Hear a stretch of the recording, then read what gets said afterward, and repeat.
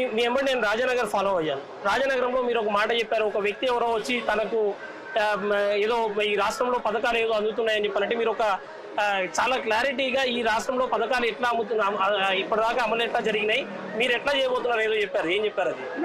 నేను ఇందాక మీకు చెప్పినట్లుగానే ఆయన ఎందుకు వేయకూడదు అంటే అయ్యా బాబు ఎందుకు వేయకూడదు అని వారి ఫుల్ఫిల్ చేయనటువంటి అంశాలన్నీ కూడా చెప్పావు. ఎట్లయితే వారు వాగ్దానం చేసి వాగ్దానం తప్పారో ఆ విషయాలన్నీ కూడా సుస్పష్టంగా ప్రజలకి అర్థమయ్యేలాగా చెప్పడం జరిగింది. కనుక ఇవాళ ప్రజల్లో కూడా ఒక క్లారిటీ ఉంది.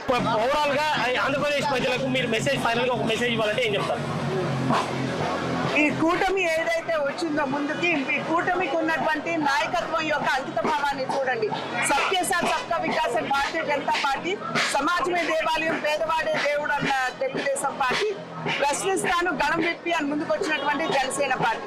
ఈ మూడు పార్టీల యొక్క నిబద్ధత అంకిత భావాన్ని చూడమని చెప్పి